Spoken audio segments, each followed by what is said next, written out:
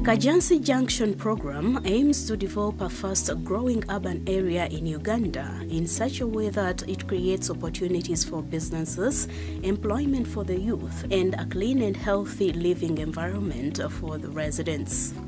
Due to rapid urbanization, Kajjansi town is now at the fringe of Kampala, strategically positioned between Kampala city center and Entebbe airport, with the new infrastructure like the expressway connecting the town to a much larger service area. The challenge with such a rapidly growing metropolis is the pressure on infrastructure and the need for public transport improvement, the housing backlog, the decrease of green space and space for rain-water runoff and infiltration, the food logistics, and the integration of businesses in the core urban areas. All these are reflected in the situation of Kajjansi. Two Dutch companies, Dasuda and Move Mobility, partnered with Wakiso District and Kajjansi Town Council planners to design a spatial development framework for Kajjansi. So the objective of the spatial cluster was to develop a spatial plan, an integrated planning framework that can deliver development that is economically viable, that is smart, as in smart growth, responding to the demands, the current demands of urbanization. Integrated spatial planning is an approach to link spatial development, good governance, and enhanced economic clusters. A shared process via analysis, vision and implementation-driven design is key to take all involved parties along. We worked with different stakeholders, the local community. We have our technical officers, the engineers and the planners, the environmentalists, and even the politicians with the councillors, because planning, we are talking about integrated planning. Integrated is an approach that brings together the different facets of development to work together in terms of synergy and to work as a system to deliver a coherent and a comprehensive urban structure. We looked at the core area of Kajjansi, from the market area to the expressway interchange. And we looked at that, we analyzed the developments within that catchment area to find out how ably they are delivering the services, the economic viability, environment, and even its strategic position. You notice that this area is connected between Kampala and Entebbe. It is actually in the center, and it is at that point where you have the interchange of the only Ugandan Kampala Express Highway, which distributes the different traffic in the different directions of the country. So at this point, you find that it is a strategic point that if it is enhanced in a planning perspective, it can deliver economic opportunities not only to the local market for Kajjansi area, but even as Uganda as a whole. So our mandate was to really analyze that area and how ably we can design it to deliver an economic viability in that area. We started at a clean sheet, and we designed with our own hands the different proposals from the people, and we also looked at the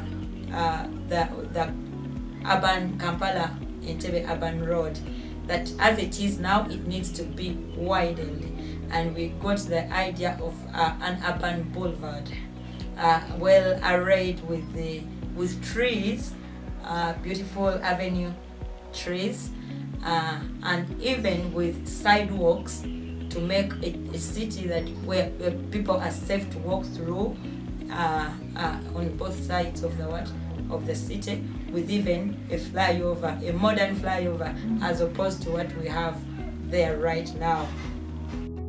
From the market area, we actually make designs that can change the face of the market to make it more attractive, offering more space, because the way it is now, it is a bit closed, and even one may not be sure is there a market or there isn't. So in the designs, we try to look at space usability, inclusiveness of the people, how the safety of the people using the market vis-a-vis the road, and even the border who are around the market area. So to see how all these people and the different users are brought together to deliver one urban space that gives you satisfaction. When I'm in this place, I am satisfied.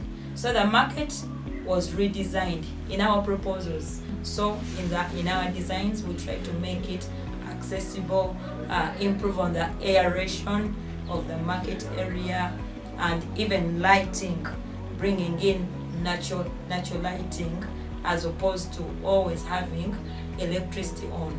Because one of the problems that we got from the community, the market area, is that the electricity bills they used to be incurring.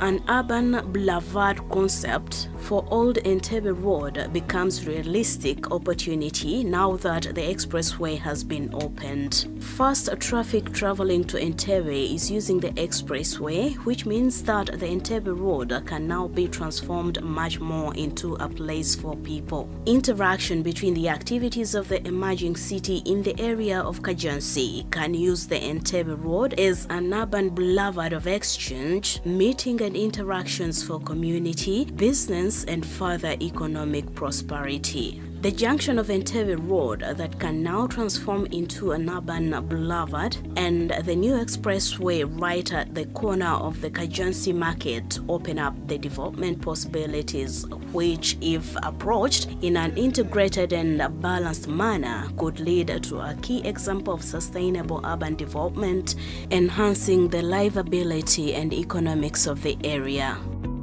Between the junction circle and the existing market, the front terrain of the Uganda Clays could be the first transition space in which a new multi-modal transport hub for 14-seater taxis and a new rapid large bus system connecting the airport and the city center over time.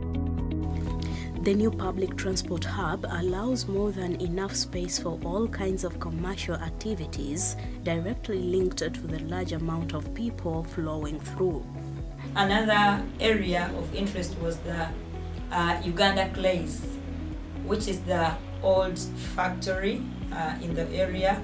It actually was the source of economic revamping in this area. The Uganda Clays site opens up possibilities for a mixed medium density of new housing that would be beneficial for Kajjansi locals, but also attract new citizens that like to enjoy the perfect locations for fast connection to any place in Greater Kampala. So we're thinking, how can it be changed? What user can be brought on board without losing the infrastructure that was put in place by the factory, and also not to completely do away with the factory. Inspired by the site's historical use and the brick materials, the team designed a unique housing plan with different housing types. At the larger scale, the new urban density should be compensated in each step by enhancing the wetland qualities hampered by the current new infrastructure. These improved wetland areas capture more rainwater, create resiliency for climate change to come, and can be combined with recreational and wildlife opportunities. The collaborative study by local governments, some key stakeholders and government parties involved, is ready for step-by-step implementation.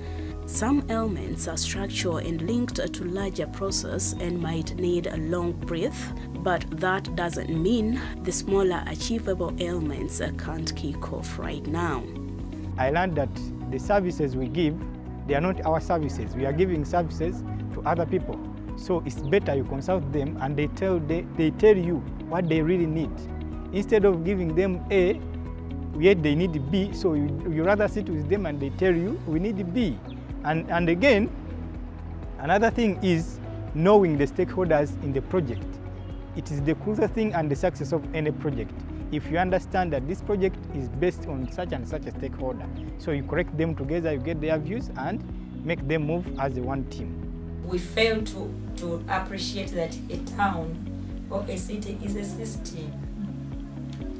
That for you to deliver a coherent city or a smart city, the different players, the different facets that contribute in development have to work together as one system. A city without some form of a transit is like a country without a constitution. It is a breeding ground for spatial anarchy.